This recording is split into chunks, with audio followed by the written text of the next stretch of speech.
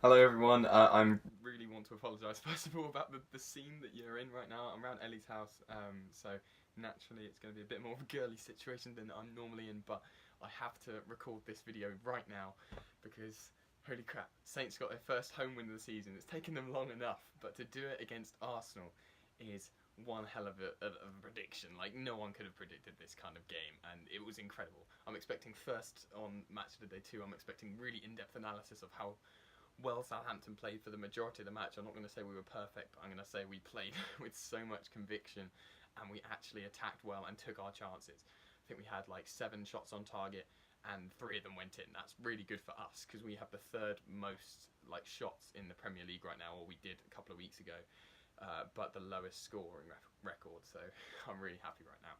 So anyway, let's talk about the game. You can tell I'm overwhelmed and so happy. But first of all, I'm gonna say that we were lucky today in terms of the result. Not just because of the game, but also because before the game, how Arsenal's team have like been in this massive injury slump, and like I've got to hand it to Arsenal. They played an amazing game for a team who are lacking quite a few of their defenders. They played really well defensively, but I guess that's just what meant that we could score 3 goals. Like, and it's unfair on Arsenal really because they played brilliantly attackingly. Um, but first of all, yeah, I don't want to be here saying that Southampton were perfect and Arsenal were really bad because they weren't bad and really they probably deserved a draw. But I'm just so glad that we got a win out of this game. But what I can say is that yet again Southampton throwing away leads. It's a recurring theme this season and last season as well. Being in a winning situation and not being able to hold on to it, and it happened twice in this game, and I thought it was going to happen a third time right at the end. However, yeah, somehow we managed to pull through it. But what I can say is Arsenal's goals were pretty soft. You can see. I'm like I want to talk about our goals, but I'm going to talk about our defense first because so first of all, Mkhitaryan's header to make it 1-1. Um, the problem with that was that the Vestergaard had pushed up, and that meant that Romeu wasn't marking Mkhitaryan at that point in time. So when Vestergaard pulls back in to try and defend the cross, no one's marking Mkhitaryan at the edge of the box, and like preferably you'd see Romeu sprinting in, but he didn't, and he left the man open. So that was poor defence. Vestergaard did his absolute best to try and get there, but he couldn't quite reach it, and so it was really lucky that well, the end result was what it was because that defensive error was quite a big one, and yeah, they scored from it. Their second goal, ridiculously soft. I mean, we've just scored going into half time. It's a massive boost of our morale, and then like 5 minutes later, it's 2-2, and it was so soft. And I feel bad for Vestergaard because really, like, what more can he do? He's tried to keep his legs as wide open as possible and try and let the ball come through. He's not tried to kick out of the ball. It's just hit him and wrong-footed McCarthy. And it's a bit unfortunate because honestly, I think Vestergaard had a really good game. And I don't know why if that was playing with Yoshida or Bednarek, but Bednarek is like my star man today, apart from Danny Ings, obviously. Um, so now I've talked about the 2 goals. I can now talk about defensively. There was like one situation right at the end of the second half where I think Lacazette got a shot saved by McCarthy. Brilliant save. McCarthy did save us on a couple of occasions this match, but I feel like if that had gone in, Arsenal would have been hard done by because I don't see how that was offside. I think we were quite lucky to see it being given as offside so that there was no extra follow-up shots that went in. But yeah, defensively, I thought we had, for the most part, a really good game. We had Vestergaard. Yoshida looked quite quiet, but he was kind of quietly good. But Bednarek, I missed him, and he's brilliant. He's honestly so solid. He got a yellow card pretty early on, but then he didn't throw himself into anything. He just stood up to it all. Same with Vestergaard. They weren't sliding in for things until it came down to the wire. Bednarek made like a goal-saving challenge against Torreira in the first half, or no, against Aubameyang. He got his foot just in front of his and hit it out for a corner. And Vestergaard did it again in the second half. And some of this stuff is brilliant defending to watch, and I'm hoping that we can see this kind of quality oozing through into our future games. We're playing Huddersfield next. We need to be taking those points. On the wings, on the wing backs anyway, we've got Target, who started the game playing some fantastic, like playing just the best cross ever to Danny Ings, who scores. Defensively, he was maybe a bit up and down, but he was a lot more solid than we have seen him previously this season, so I'll commend him for that. He gave the ball away once in a really dangerous situation and fought really hard to get it back, and then just starts immediately apologising to people. It's good that he can fully admit that he made the big mistake and still have the confidence to step up and take the ball back.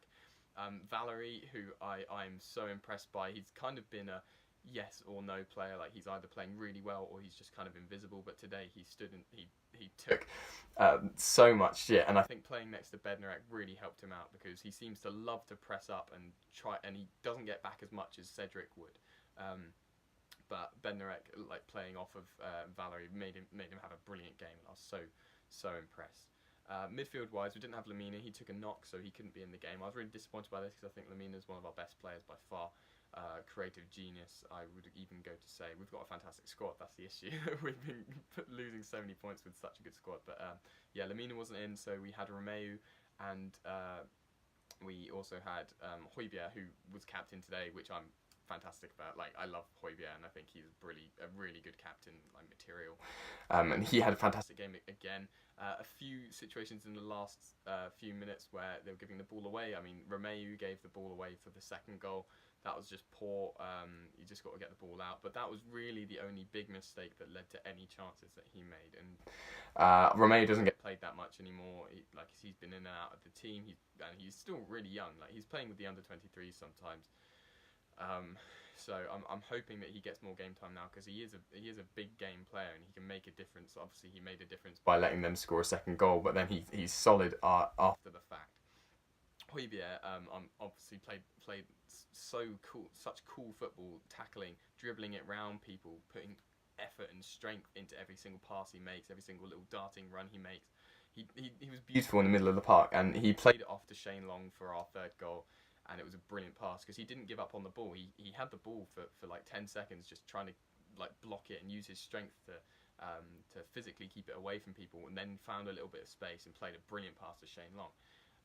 Attacking wise, we had Redmond for the majority of the game, who in the first half looked brilliant. Second half became a bit quiet, ended up going off injured, which was a shame. We saw Shane Long come in for him. We also had Armstrong, which I was very impressed by. Again, the first half was more iconic than the second, but he's a brilliant player, and I'm really hoping that he can increase his goal scoring record because, I mean, he scored 3 goals in 2 games a couple of weeks ago, and that's just fantastic for a midfielder, and he's starting to play like he did at Celtic, so I'm excited to see where he goes next. Who else did we have? Well, we had Mr. Danny Ings up front, of course we did. What a man. What a brilliant game he had. And I'm so glad they took him off at the end. I mean, I was so worried that, oh, well, we're not going to have any more attacking threat now because you've taken him off. But he just scored brilliant goals. The first header was fantastic. Second header was incredible. Redmond's cross was so clever. Redmond's cross and Long's cross weren't the same, but they were quite similar. The little chipped balls over that took the defence by surprise. Really clever vision, but and both times they've finished by headers. We scored 3 headers in a game. Like, that's weird for us, and we could have scored a 4th if we didn't get that goal by Long, ruled out for offside. Rightfully, it was an offside goal, so I'm not going to complain about that one. But Danny Ings, I'm so glad he's back, and we need him. I'm really glad they took him off. Save him, keep him performing, because holy crap, he's brilliant. Yeah, we took him off. Austin comes in, looks really strong and solid. Not maybe as dynamic as Ings looked in the game, but I mean, he was in the right place at the right time, right at the end, and that's all you can take. Long, I was like, what kind of cross is that? Because you can tell when he's on the ball, he can't dribble it around people. He's looking for that pass, and he just waited until the defender drifted off of Austin at the back post and just chips it in. Leno's got to do better. Like, I don't want to be harsh to Arsenal, but Leno's got to do better there.